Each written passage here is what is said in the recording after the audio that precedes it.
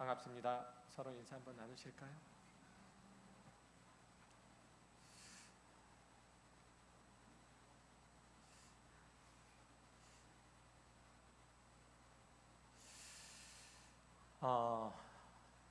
여름 행사가 계속되고 있습니다. 어제, 그제와 어제 청년부 여름 수련회 1박 2일로 진행했고, 다음 주 수요일, 목요일, 금요일 학생부 수련회가 또 연이어서 있습니다.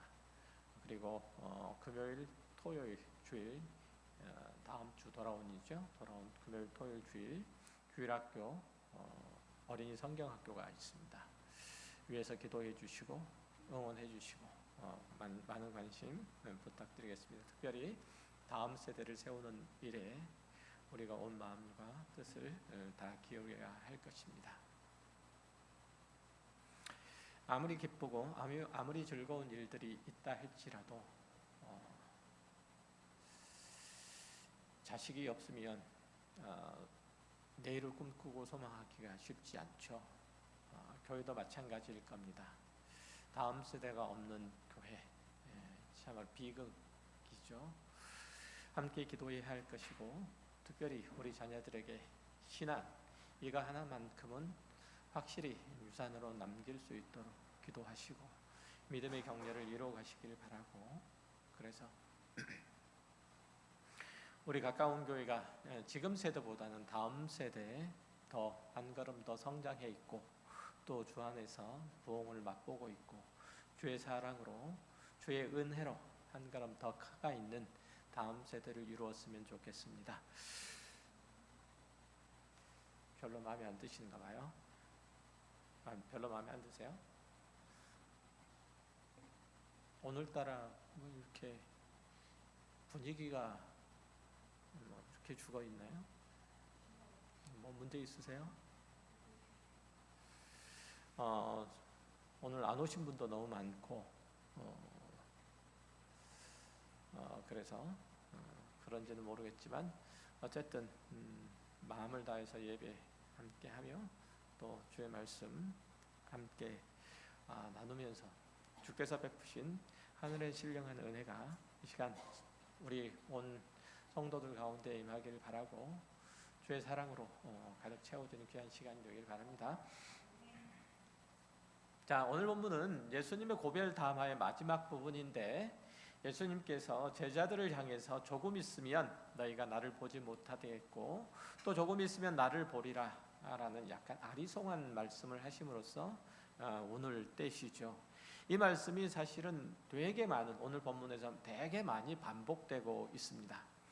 16절 첫 부분에 있는 조금 있으면 너희가 나를 보지 못하겠고 라는 말씀은 예수님께서 유대 대제사장들에게 잡히시고 죽으실 것을 예고한 것이고, 이어 나오는 조금 있으면 나를 보리니라는 의미는 예수님의 부활 그리고 재림, 이것을 무시간적으로 하나로 묶어서 말씀하신 내용이라고 말할 수 있어요. 사실 요한복음에서 예수님의 죽으심에 관해서 예고한 것은 이번이 처음이 아니죠.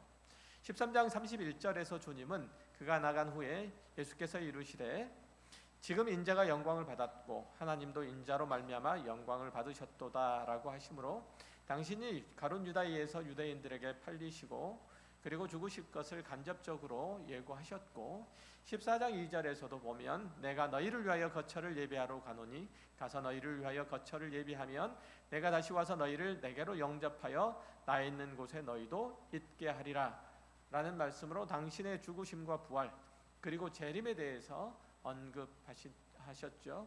그리고 이제 14장 28절에서도 내가 갔다가 너희에게로 온다 하는 말을 너희가 들었나니 나를 사랑하였더라면 내가 아버지께로 감을 기뻐하였으리라.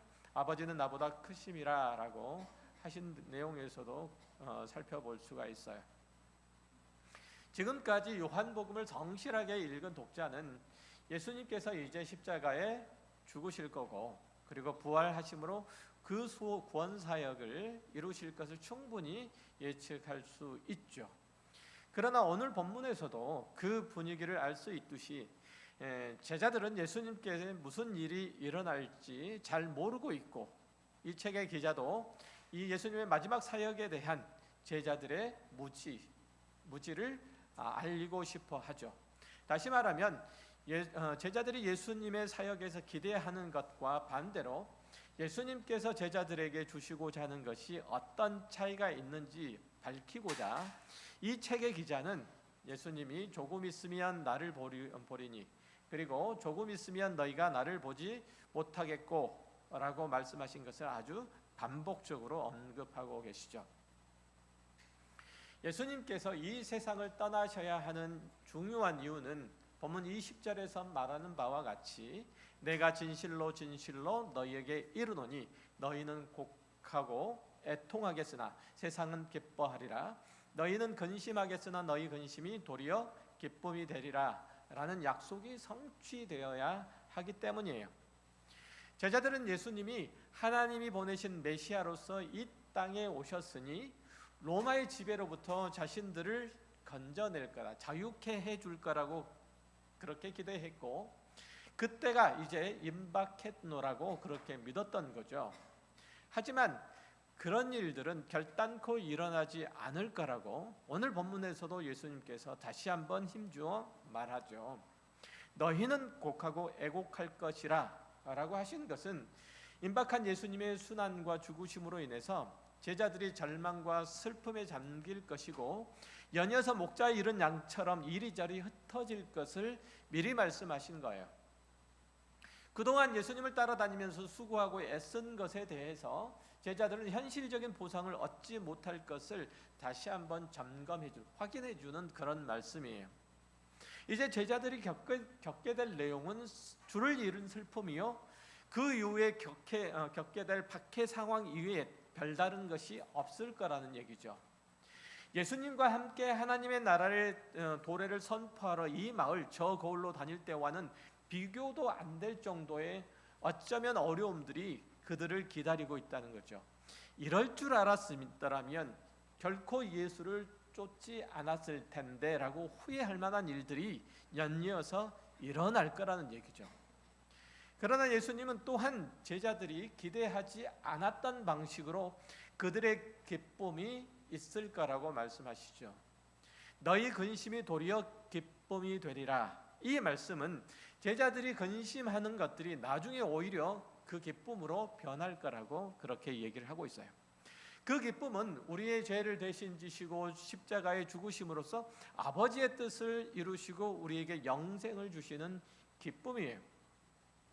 물론 예수님의 십자가 지심은 제자들의 눈에는 굉장히 무력해 보이고 그리고 그들의 장래에 전혀 도움이 안 되어 보이죠. 현재까지는 그래요.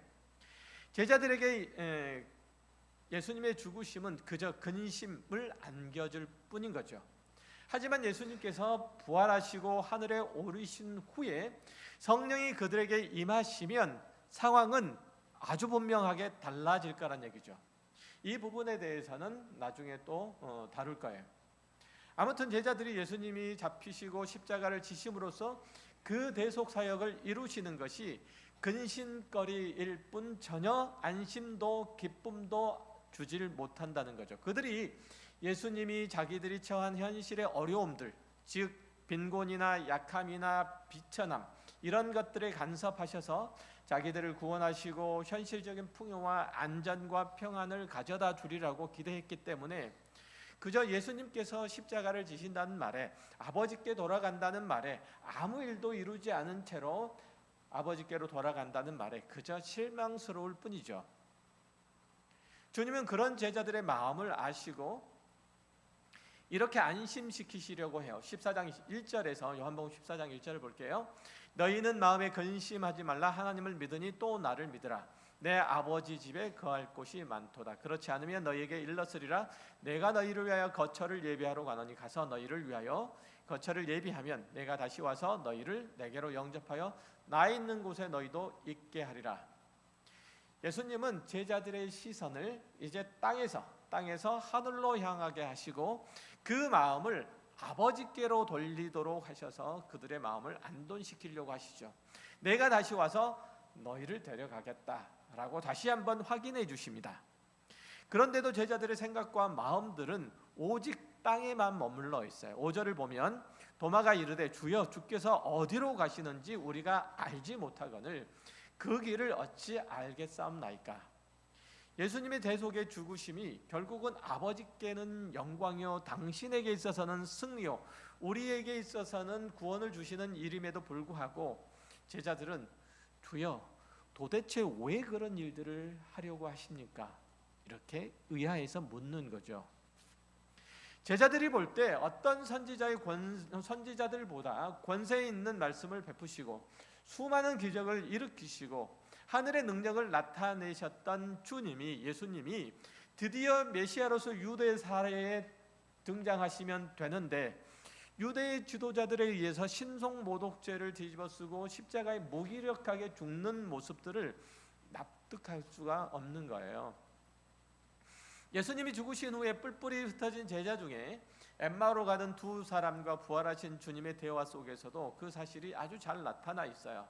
누가복음 24장 19절 이하에 보면 이렇게 되어 있죠. 이르시되 무슨 일이냐?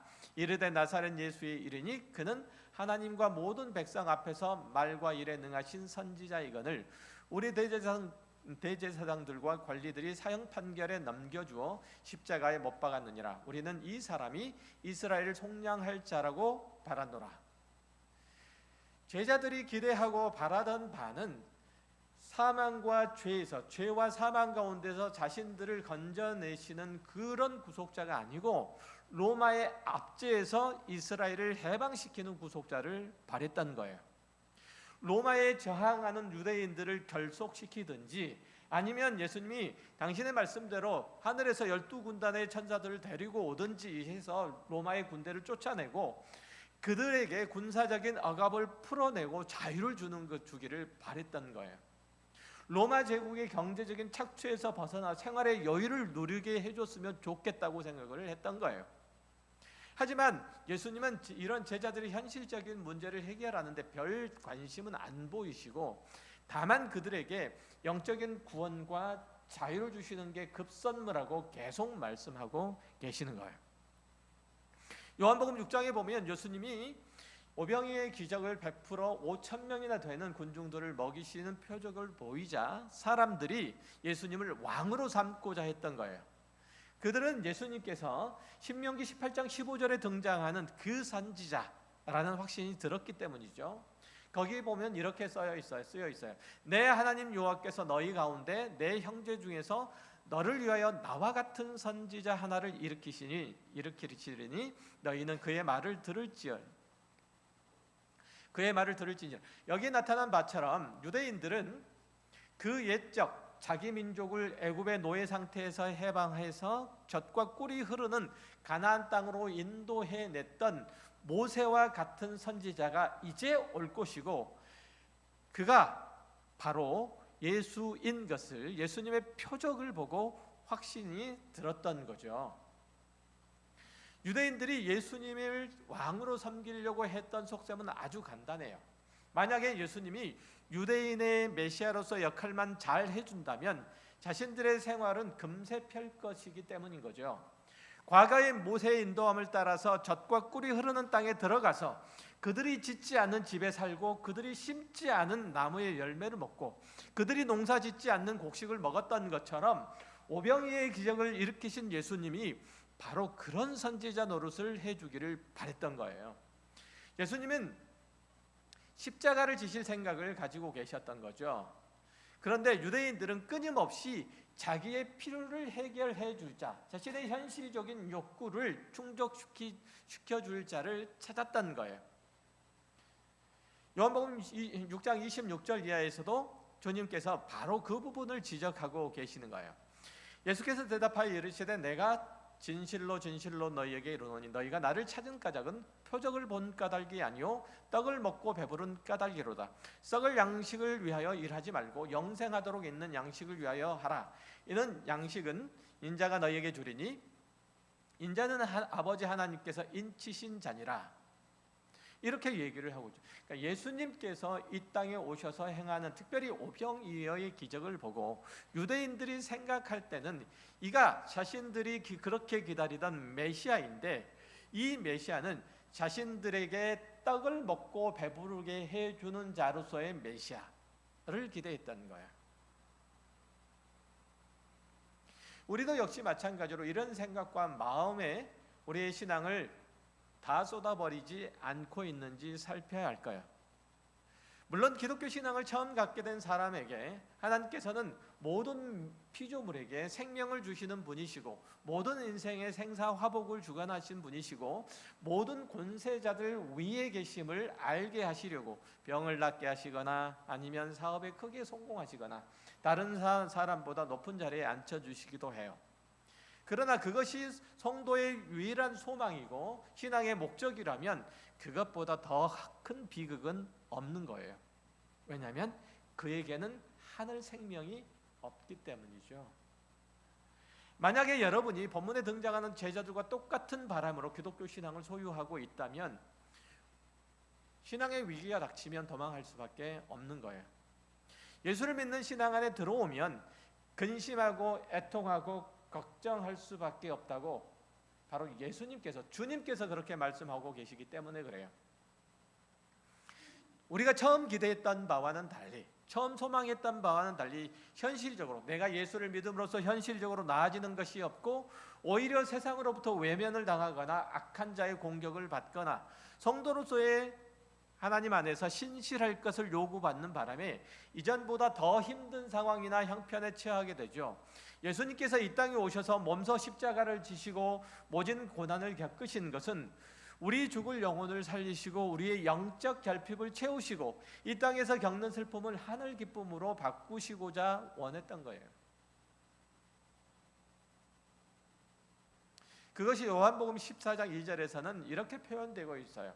내 아버지 집에 거할 곳이 많도다. 그렇지 않으면 너희에게 일렀으리라. 내가 너희를 위하여 거처를 예비하러 가노니 가서 너희를 위하여 거처를 예비하면 내가 다시 와서 너희를 내게로 영접하여 나 있는 곳에 너희도 있게 하리라.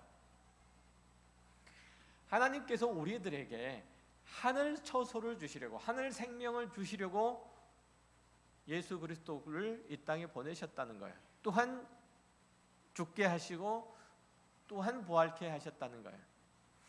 예수님께서는 이 일들을 위해서 우리를 하나님의 자녀요 그 백성으로 삼게 하시기 위해서 예수님을 십자가에 못 박으시고 부활케 하셔서 하늘 보좌에 오르게 하신 거예요. 우리는 이 세상에 속한 사람이 아니라 하나님 나라에 속한 그 백성들이에요. 우리의 본적은 이 땅이 아니라 하늘에 있는 거죠.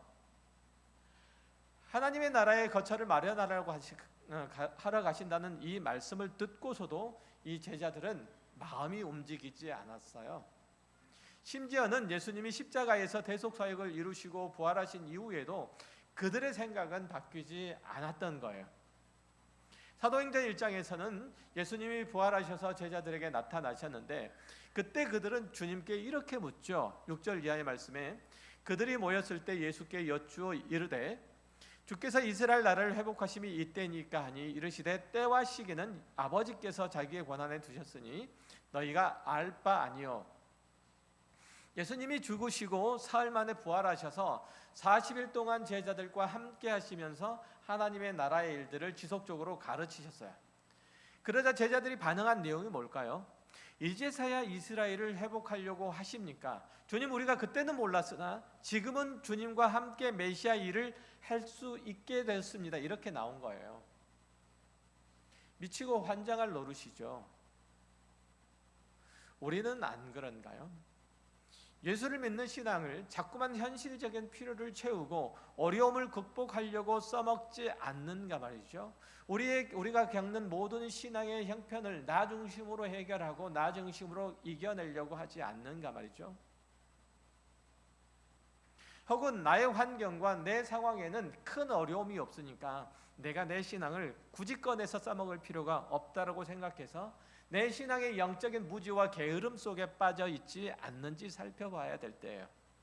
인간은 육체적인 것, 물리적인 일들에 굉장히 민감해하지만 영적인 면에 있어서는, 그런 영역에 있어서는 생리적으로 무지하고 무감각하고 게으르기 때문에 그냥 내버려 두면 육체적인 영역에서 매몰되고 결국은 망하고 말아요. 예수님께서 바로 이 부분을 고치시고자 오신 거예요.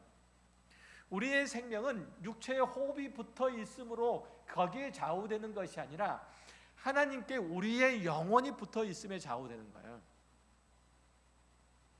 요한복음 14장 19절에서도 예수님께서 당신의 죽으심과 부활을 이렇게 연결하시잖아요. 조금 있으면 세상은 다시 나를 보지 못할 것이로되 너희는 나를 보리니 이는 내가 살아있고 너희도 살아있겠음이라. 예수님께서는 우리를 영적으로 살리시기 위해서, 우리 육체뿐만 아니라 우리를 영적으로 살리시기 위해서 친히 죽으신 거예요. 우리를 하나님의 사람으로 만드시고자 당신의 목숨을 버리신 거예요. 우리가 이 땅에 매몰되어 이 땅에 있는 것들을 끊임없이 추구하고 죄악이라도 그것들을 채우기 위해서 죄악이라도 저질러 내 현실적인 안위를 확보하는 것에서부터 벗어나서 영원한 하나님의 나라와 그 생명과 그 영광을 우리들에게 허락하시기 위해서 친히 죽으신 거란 말이죠. 그렇게 우리가 다시 살아난 존재들이요 새롭게 된 사람들이에요. 이전에는 믿지 않는 자도 보았고 믿는 자도 보았던 그 예수께서 이제 십자가에 달려 죽으셔서 이제는 믿는 자들만 볼 수 있는 영역으로 들어가시겠노라고 지금 말씀하고 계시는 거잖아요. 즉 육체의 눈으로만 보는 예수가 아니라 믿음의 눈으로 보고 따르며 순종하며 본받기를 마다하지 않는 영적인 영역으로 들어가시는 사역을 하시겠다고 지금 말씀하고 계시는 거예요. 그게 예수 그리스도의 죽으심이에요. 조금 있으면 모두 다 못 볼 거예요. 십자가의 형을 당하시고 무덤에 들어가실 것이기 때문이죠. 그러나 또 조금 있으면 제자들은 볼 거예요. 예수님께서 그 보배로운 피를 흘리셔서 당신의 고귀하신 생명을 우리들에게 부어주셨고 보혜사 성령께서 우리의 믿음의 눈을 여셔서 예수가 우리 육체, 우리 마음에, 우리의 정서에, 우리의 영혼에 살아계셔서 역사하도록 하셨기 때문에 그런 거예요. 그렇게 예수 그리스도께서는 지금도 살아계셔서 역사하신 것을 경험한 사람이 이 자리에 모여 있잖아요. 하지만 세상이 보지 못하는 세계를 보고 있고 세상이 경험하지 못한 예수를 경험한 자로서 우리가 영적인 차원에서 이 세상을 살아가고 있는가라고 그렇게 질문하면 자신 있게 그렇다라고 대답할 리가 아주 적은 것도 현실이에요. 우리에게는 오병이어로 5,000명을 먹이시고 38년 된 병자를 고치시는 예수님이 중요할 뿐, 즉 내 현실의 삶 가운데 역사하시는 예수만 중요할 뿐, 내가 살아있고 너희도 살아있겠습니다 라고 말씀하시는 이 말씀을 이루시는 십자가를 지신 예수님께는 별 관심이 없는 거예요. 예수의 보혈의 능력과 그 인격과 그 성품을 담지 못해서 안타까워하기보다는 예수께서 행하신 그 기적이 나에게는 안 일어난 것에 대해서 억울해하고 서운해하는 거죠.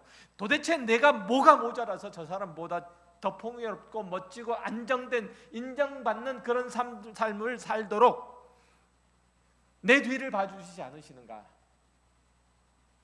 이렇게 소리 지를 줄만 알죠. 사도행전 2장에는 약속하신 성령이 오심으로 변화된 제자들의 새로운 삶들이 묘사되어 있어요. 조금 있으면 너희가 나를 보지 못하겠고 조금 있으면 나를 보리라 하신 그 약속에 따라서 믿음의 눈으로, 이제는 믿음의 눈으로 예수를 볼 수 있게 된 제자들의 의식과 삶이 어떻게 달라졌는지 이해할 수 있는 대목이 나온다고요. 이게 베드로의 설교의 한 부분이에요. 32절 이하를 읽어드릴게요. 이 예수를 하나님이 살리신지라 우리가 다 이 일의 증인으로다. 하나님이 오른손으로 예수를 높이심에 그가 약속하신 성령을 아버지께 받아서 너희가 보고 듣는 이것을 부어주셨느니라.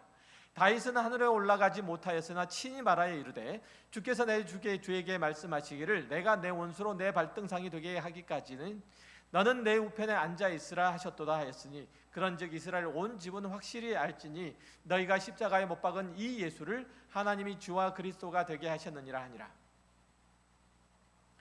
이 설교의 내용을 들으면 어디에서 자기 살 길을 도모하려고 나는 도무지 그를 알지 못합니다라고 3번이나 힘주어 예수를 부인했던 그 베드로가 생각이 납니까? 둘러서 있는 유대인들이 모두 예수는 마땅히 죽을 자다라고 확인하고 지금부터는 그를 추종하는 모든 자들을 다 잡아 죽이자고 결정하는 그 마당에, 그 자리에서 이스라엘 온 집은 확실히 알지니 너희가 십자가에 못 박아 죽인 예수를 하나님이 주와 그리스도가 되게 하셨느니라, 이렇게 외치고 있는 거예요. 죽이려면 죽여라. 무모한 반항도 아니고 결연한 다짐도 아니에요.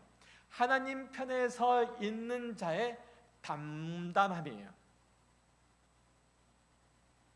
이전에는 근심해서 주여 어디로 가시려고 합니까? 라고 자신의 미래의 안위를 걱정하던 제자들의 모습은 이제는 없어요. 밤에 불을 쬐던 유대인들 사이에 앉아 있다가 너도 예수의 제자지? 이렇게 질문을 받자 사람 잘못 봤어. 한채 망설임 없이 대답하던 베드로가 지금은 그 살벌한 분위기 속에서 너희가 십자가에 못 박은 예수가 하나님의 아들 그리스도 메시아이다 라고 외치고 있는 거예요. 그동안 세상이 바뀐 게 아니에요. 그들의 삶의 환경이 바뀐 게 아니에요. 그들이 예수를 믿는 신앙에 고백하는 그 환경과 삶의 조건은 하나도 달라지지 않았어요. 유대인들 사이에서 분위기는 오히려 험악해졌어요. 그런데 베드로와 제자들은 달라진 거예요. 오늘 본문에서 예수님이 제자들에게 너희는 곡하고 애통하겠으나 세상은 기뻐하리라, 너희는 근심하겠으나 라고 예고하신 상황이 실제로 일어난 거예요. 유대의 종교 지도자들은 예수님을 붙잡아서 십자가에 매단 후에 더욱 기세가 양양해져서 살기 등등해져서 제자들을 잡으려고 했던 거죠. 제자들은 이제는 다 끝났구나 체념하고 돌아서서 뿔뿔이 흩어져야만 했던 거죠. 이제는 뭘 하며 지내야 되냐 걱정하면서 각기 제 길로 가야만 했어요. 그런데 예수님께서 다시 오셔서, 부활하신 예수님께서 다시 오셔서 그들의 믿음의 눈을 열어주자 그들은 달라졌어요. 그들이 근심할 만한 환경이나 조건과 상황들은 그대로예요. 오히려 이전에는 예수님이 유대인들의 타겟이 되었기 때문에 제자들은 상대적으로 덜 주목을 받았지만 이제는 그 적대감이 제자들에게 직접 날아든 거예요. 사도행전 4장에 보면 그런데도 사도들은 자기가 처한 환경 속에서 그리스도인으로서 가장 아름다운 삶과 신앙의 고백들을 보여주고 있어요. 예수님이 죽으시기 전에 제자들과 동일인이라고 도저히 상상할 수 없는 일들을, 그리고 믿음의 선포들을 사도들이 행하는 것을 볼 수 있죠. 무엇 때문에? 예수께서 죽으시고 부활하셔서 하늘에 오르신 다음에 하늘의 초소를 준비하러 가심하고 약속하신 후에, 그리고 보혜사 성령께서 이 땅에 오신 후에, 안나스와 가야바 등 대제사장 문중의 모든 사람이 모여서 사도들을 그 가운데 세우고 예수와 그리스도의 그의 부활의 복음을 전하지 말라고 겁박하죠. 이에 대한 사도들의 반응이 이래요. 19절을 보면, 이하를 보면 이렇게 돼 있어요. 베드로와 요한이 대답하여 이르되 하나님 앞에서 너희의 말을 듣는 것이 하나님의 말씀을 듣는 것보다 옳은가 판단하라. 우리는 보고 들은 것을 말하지 아니할 수 없다 하니 관리들이 백성들 때문에 그들을 어떻게 처벌할지 방법을 찾지 못하고 다시 위협하여 놓아주었으니 이는 모든 사람이 그 된 일을 보고 하나님께 영광을 돌림이라. 사도들이 처한 분위기와 환경들, 이거는 전혀 달라지지 않았다는 거예요. 그들은 유대의 권세자들 앞에 붙잡혀 가서 그들이 복음 전하는 일들에 대해서 협박을 받고 있죠. 당장 그만두지 않으면 경을 치게 될 거라고 그렇게 위협을 당하고 있어요. 그런데도 그 모든 상황이 사도들을 근심하게 만들질 못해요. 이제는 오히려 그런 상황이 기쁨이 된 거예요. 그런 상황이 똑같은 상황이 근심이 아니고 기쁨이 된 거예요. 사도행전 4장 26절 말씀이에요.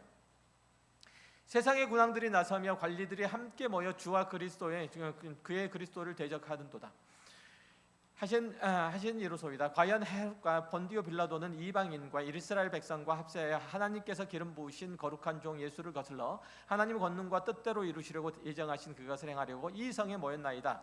주여 이제도 그들의 위협함을 굽어 보시옵고 또 종들로 하여금 담대히 하나님의 말씀을 전하게 하여 주시오며 손을 내밀어 병을 낫게 하시옵고 표적과 기사가 거룩한 종 예수의 이름으로 이루어지게 하옵소서 하더라. 사도들은 이전보다 훨씬 더 나빠진 자신의 환경 속에서도 오히려 기뻐하고 있다는 거예요. 모든 상황에서 하나님의 뜻이 이루어질 것을 믿음으로 고백하며 그 일에 자신이 부름받은 것에 대해서 감사하고 감격해하고 있어요. 그들의 모든 삶의 형편과 정황 가운데서 자신들이 하나님의 자녀여 예수 그리스도를 따르는 제자인 것을, 예수 그리스도의 복음을 전하는 사도인 것을 감사하고 감격해하고 기뻐하고 있다는 거야. 여러분은 왜 예수를 믿습니까? 잘 먹고 잘 살기 위해서입니까? 아니면 병 낫기 위해서입니까? 아니면 다른 사람보다 높아지기 위해서입니까? 아니면 다른 사람보다 내 입김이 세게 하시기 위해서입니까? 괜찮습니다. 무엇 때문에 믿음 생활을 시작했다고 하더라도 상관없습니다. 그 모든 일들이 하나님이 여러분을 이 자리에 부르시고 더 큰 복을 주시고자 허락하신 일들이라고 믿어요. 하지만 이제는 거기서 한 걸음은 더 나아가야 돼요. 그래서 알게 된 예수 그리스도, 그를 아낌없이 내어주신 아버지 하나님, 그분으로 인해서 우리의 인생이 달라져야 되고 우리의 삶에서 책임 맡은 일이 무엇인지 생각할 수 있게 되어야 해요. 우리들이 이제 꿈꾸고 소망하는 바들이 이제 육신의 영역을 넘어서 우리 현실적인 삶의 형편들을 넘어서 하늘 영광에 이르도록 해야 하는 거예요. 여러분이 사는 삶의 조건과 환경이 예수를 믿음으로 말미암아 달라지리라고 바라는 것 이상으로 여러분이 그리스도 예수 안에서의 삶으로 말미암아 겪게 되는 모든 상황과 핍박과 고난이라도 달게 받으며 그것이 하나님께 영광이 된다면, 예수 그리스도의 십자가의 그 사랑과 은혜를 풍성하게 드러낼 수만 있다면, 나와 함께하는 이웃들에게 하나님의 생명이 그들에게 흘러갈 수만 있다면 나는 그 모든 상황을 넉넉히 받으리라. 이러한 신앙의 고백에 한 걸음 더 성숙함이 저와 여러분에게 있어야 하는 거죠. 성도의 가장 두드러진 특권은 감사예요. 기쁨이에요. 평안이에요. 자기 체면에 걸린 사람처럼 아무 때나 감사하다고 하고 어떤 일들을 당해도 다 좋아서 희죽희죽 웃고 누구에게나 할렐루야 외치라, 이런 말씀이 아니에요.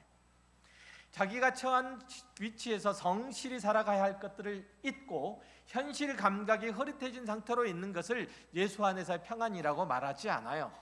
환경의 어려움과 결핍, 시련이 있는 것을 분명하게 알매도 불구하고, 그걸 분명하게 내가 감당하고 있음에도 불구하고 그것을 보이는 것으로 평가하지 아니하고 보이지 않는 것에 소망과 기쁨을 두는 사람으로, 내가 환경의 어려움과 결핍이 있음에도 불구하고 시련이 있음에도 불구하고 그것에 굴하지 않고 내가 하나님의 사람 된 것과 하나님께서 나를 그 신령한 은혜 가운데로 부르시고 영원한 천국 잔치에 참여케 하시려고 나와 예수 그리스도를 하나로 묶어 예수 그리스도의 구원의 역사 가운데 나를 초대케 하시려고 이 모든 환경과 여건을 허락하셨다고 고백할 수 있는 자로서의 여러분의 신앙의 현실이 되어야만 하는 거예요.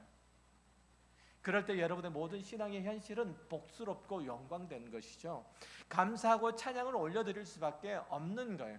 이 모든 상황 가운데서, 모든 형편 가운데, 모든 환경 가운데서 하나님께서 나와 함께 하시며 역사하셔서 나를 예수 그리스도와 하나로 묶어 그 구원의 영광 가운데로 이끄시는 것이다 라고 고백할 수 있어야 되고, 그것이 여러분이 바라보는 바예요. 경제적인 부가 하나님의 일을 하는 유일한 수단도 아니고 경제적인 빈곤이 우리가 하나님께로 나아가는 데 장애물도 되는 것이 아니에요.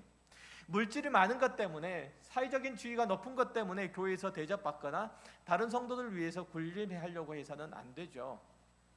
내가 누군가에게 도움을 줄 수 있는 자리에 있기 때문에 교만하지 않아야 하는 것도 참된 신앙이지만, 내가 누군가의 도움을 받아야 하기 때문에 비굴하거나 주눅들거나 불쾌해하는 것도 좋은 신앙은 아닌 거예요. 세상의 기준이나 형편으로 볼 때는 곤란한 환경 속에 처해 있어도, 넉넉하고 여유로운 처지에 있어도 내가 하나님의 사람으로 사는데 방해가 되지 않기에 하나님께서 그런 환경을 허락하셨음을 아셔야 돼요. 이 세상의 기준으로는 분명히 힘든 상황임에 틀림없으나 그것이 우리에게 신앙의 근심으로만, 여러분들에게 신앙의 걸림돌로만 다가와서는 안 되는 거죠.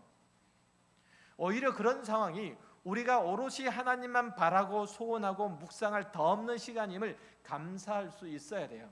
하나님과 우리 사이에 다른 것이 끼지 않고 하나님과 직면할 수 있도록 만드는 환경과 조건이어야 된단 말이에요. 그런 믿음의 시각에서 내가 아름답게 완성할 신앙의 인생이 주어졌다는 것을 알고 책임 있게 반응해야 되는 거예요. 또한 하나님께서 내가 걷는 이 길들을 통해서 무엇을 나타내시기를 원하시고 누구에게 신앙의 격려와 도전을 하시는지 볼 수 있어야 돼요. 그래서 우리에게 맡겨진 신앙의 현장들을 믿음으로 충성으로 지켜내야 하는 것이죠. 그것이 우리가 당연히 감당해야 될 성도로서의 책무예요. 우리는 영적으로 새로워진 사람이에요. 우리가 보는 인생, 경험한 사건들, 체험 환경들, 이런 것들은 여러분들 우리를 근심으로 몰아내는 것이 아니라 오히려 여러분 가운데 기쁨으로, 감사로, 은혜의 고백으로 충만하도록 허락하신 자리인 것을 아시고 그 일들에 저와 여러분의 신앙의 총력을 기울여서 하나님께서 우리들에게 궁극적으로 주시고자 하는 하늘 영광 가운데 거하시는 저와 여러분이 되시기를 주의 이름으로 축원합니다. 기도하겠습니다. 하나님 아버지 감사합니다.